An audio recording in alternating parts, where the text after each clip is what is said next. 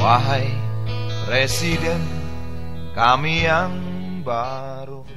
Satu kehebatan Ganjar Pranowo yang tak terungkap adalah kemampuannya melobi dan berdiplomasi.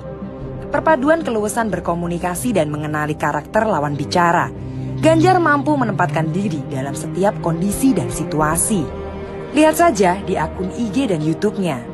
Seorang Ganjar bisa mengimbangi kelucuan anak kecil, kakek nenek, hingga ibu-ibu cerewet. Hingga mereka tak sadar bicara dengan seorang gubernur. Mereka malah merasa ngobrol dengan teman dekat. Tapi Ganjar tetap mengedepankan unggah-ungguh dan kesopanan ketika harus bicara dengan presiden, menteri, duta besar negara lain, atau dengan kiai, ulama, dan tokoh masyarakat. Dengan kemampuannya, Ganjar mampu merangkul dan mengkoordinasi 35 bupati wali kota, 7.800 kepala desa, dan puluhan instansi vertikal dari kepolisian, TNI, serta BUMD dan BUMN di Jawa Tengah. Ganjar juga bisa masuk ke semua agama dan budaya. Diterima kelompok religius, juga bisa membuat nyaman komunitas adat serta penghayat. Satu hal yang cukup fenomenal adalah pembangunan Bandara Internasional Ahmad Yani Semarang. Rencana pembangunan sudah muncul sejak 2003, atau setidaknya ada 3 gubernur sebelum Ganjar yang berencana membangun bandara yang dulunya sangat jelek itu. Tapi semua menyerah dan tak ada yang berhasil. Sebab untuk membangun bandara itu dibutuhkan kerjasama banyak lembaga.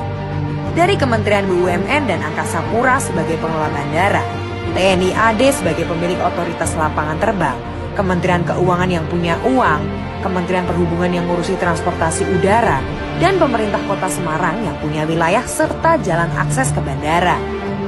Beragamnya kepentingan lembaga-lembaga ini tak berhasil disatukan oleh 3 gubernur sebelum Ganjar. Walhasil, rencana pembangunan bandara pun mangkrak tidak jelas. Ketika Ganjar dilantik pada 2013, ia mengusulkan kembali rencana revitalisasi bandara. Awalnya pun sama, banyak kendala. Tapi Ganjar berhasil menemukan solusi yang bisa menyatukan semua instansi. Bahkan sampai mampu mengubah satu peraturan pemerintah yang menghambat pengembangan bandara. Akhirnya bandara yang awalnya bernama Pangkalan Udara Angkatan Darat Kalibanteng ini mulai dibangun pada 2017. Setahun kemudian, pada tahun 2018, Ahmad Yani menjadi bandara megah di atas air atau floating pertama di Indonesia. Sukses di Semarang, Ganjar kembali mengajukan revitalisasi 2 bandara, yakni di Wirasabah Purbalingga dan Ngeloram Blora. Keduanya juga awalnya bernasib sama seperti Ahmad Yani. Rencana pembangunannya menguap puluhan tahun. Tapi Ganjar tak menyerah. Ia melobi pusat dan merangkul daerah. Hingga akhirnya 2 bandara itu pun berhasil dibangun. Pertengahan 2021, Bandara Jenderal Sudirman Purbalingga resmi beroperasi.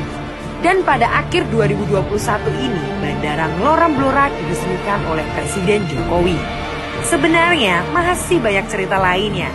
Tapi satu contoh pembangunan bandara-bandara di Jawa Tengah ini setidaknya memberi gambaran. Wahai Presiden kami yang baru, kamu harus dengar suara ini. Turunkan harga secepatnya, berikan kami pekerjaan. Pasti kuangkat engkau menjadi manusia setengah dewa. Berikan kami pekerjaan, tegakkan hukum setegak-tegaknya, adil dan tegas, tak pandang bulu. Pasti ku angkat engkau menjadi manusia setengah dewa.